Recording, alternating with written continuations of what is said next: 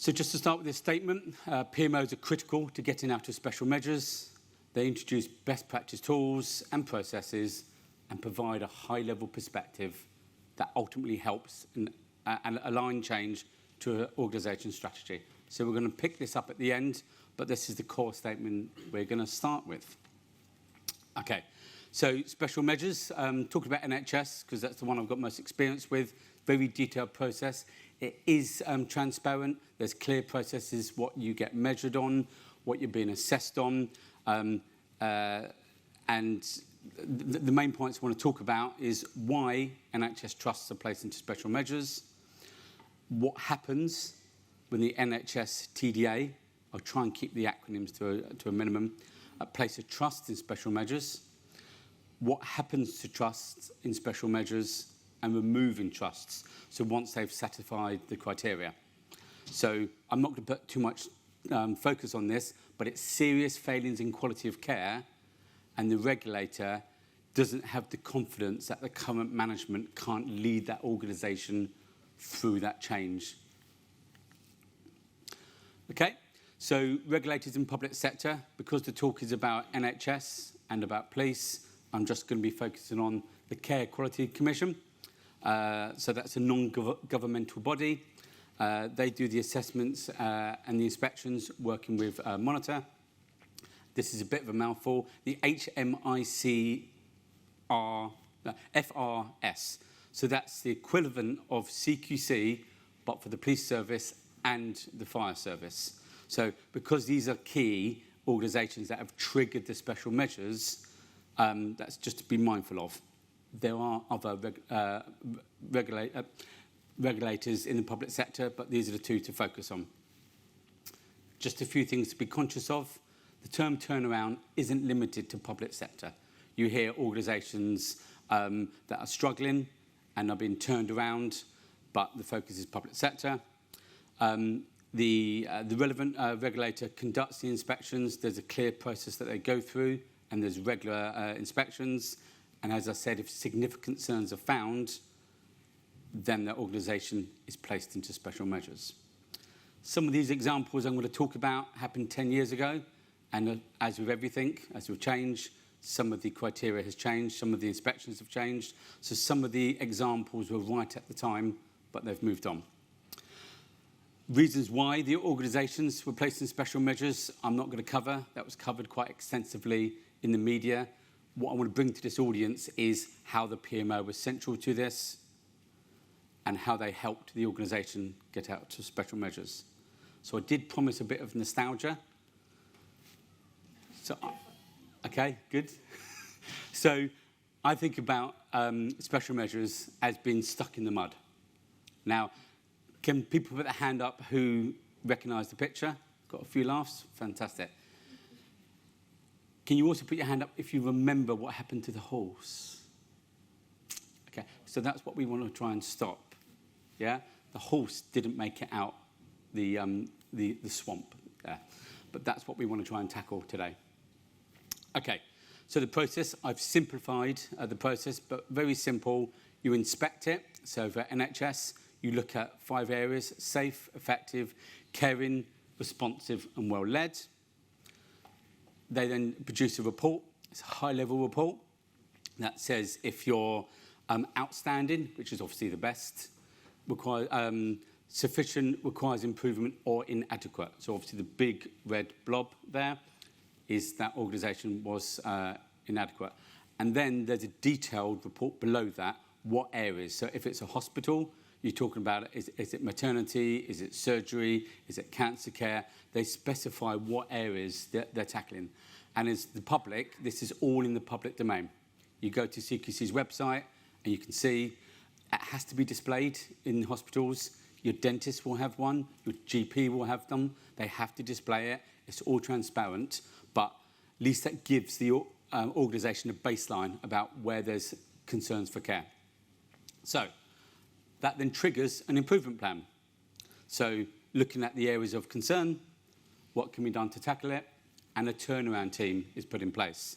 So as I said, there was concerns the management couldn't lead the organisation out of the special measures. So a turnaround team comes in. NHS England will assign a turnaround director. One of the 4 management consultancies will be involved, and then they also provide additional staff. So I was that additional staff setting up the PMO. And then with everything, when there's more problems, as you'll have with failing projects, red projects, you have more scrutiny, which is sort of a bit counterintuitive because you need to focus on solving things, but there's more scrutiny because they need to have you need to see that the progress is happening against the plan. And there's no set time for organisation to move out of special measures. And I'll cover that later. So there's inspect and report, inspect and report. And all of this, it will be covered in the media, but also on CQC's website. Okay. So that was the special measures. That's a bit the dry element to it, but that just frames the context. Okay?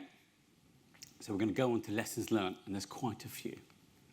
So I'm going to go through 3 examples, and I'm going to go through the stages. So the first example was over 10 years ago, is at NHS, and I said about it being well led. There were changes to the top team, really drastic changes to the top team. I've already mentioned about the turnaround team. They came in, mentioned about the action plan, and then we started to put some governance in. Governance around those areas which were a concern, and some reports, because we all like reports, we all like dashboards, and we all like processes. We then put in an internal assessment, so where the key areas of concern were raised, we wanted to get ahead of it. Why didn't we know about these areas? Why is this a problem? So we did an internal assessment tool, and then we went around the areas of the hospital to identify, are we improving? If not, then put a task team in, a SWAT team in to tackle that. And the PMO was assigned to certain areas. So that was to stabilise. So when for want of a better term, the ship is sinking, you'll plug in the gaps in the hull. Moving on to develop. So there was follow-on CQC inspections. They came back. They were really pleased with one of the outcomes. Fantastic. You're no longer in breach. No problem. Great. The second one that we found, you're making progress. Not enough. Oh, by the way, out of the 10 outcomes, you were in breach of another one, which we just didn't. Our focus was on those 2, and we took our eye off the ball in the third outcome. So our internal assessment, we expanded all the way across. So that was one of the first lessons learned is look at the whole range of things. Don't just focus on where the problems are. Look for smoke. So I mentioned about the assessment tool and reporting. Changelog. Antonia, I think his name was the keynote speaker. He was talking about a master list. We went into organisation and no one person could say how many projects we had. So something quite straightforward, a master projects list. And also with references. So when the names changed, people knew what they were. Stop the line. This is something from Toyota, but has anyone heard about this concept? Fantastic, but at least got one. So, okay, 2, brilliant. Any more? No, 2. 3, okay, but we'll stop there. What we wanted to tap into was the staff, because the staff previously had been going to management. The staff on the ground knew the problems, but why weren't they coming to senior management? So we, inspired by Stop the Line in Toyota, which in the Toyota, the car manufacturing plants, if there's a problem, anyone can stop the line. It doesn't have to go through multiple layers of bureaucracy. If you're looking through and seeing problems, you want to empower the staff. What was happening is that the advice from staff was falling on deaf ears, and the staff were raising it with the regulators and were raising it with the media. And it's kind of, why was that? You don't want to stop that because serious areas of concern.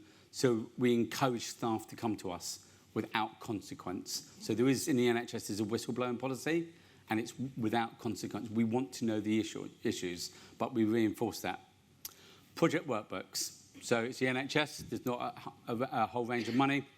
Of course, we use Excel spreadsheets, but we pulled all the information together, and we just gave the framework. Because some of the change projects were run by clinical leads. They trained, clinically. They didn't know the difference between a risk and an issue. what a Gantt chart is, what critical path is.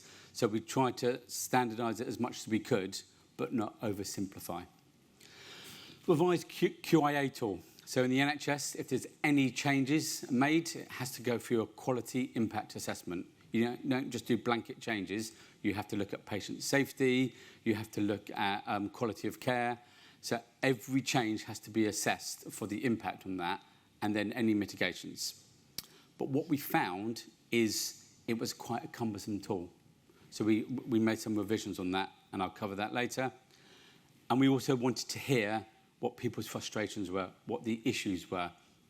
So we went out to the staff, and instead of a top-down, it was, please tell us our problem. Please tell us your issues, your frustrations. We want to try and solve them. So that helped with the engagement.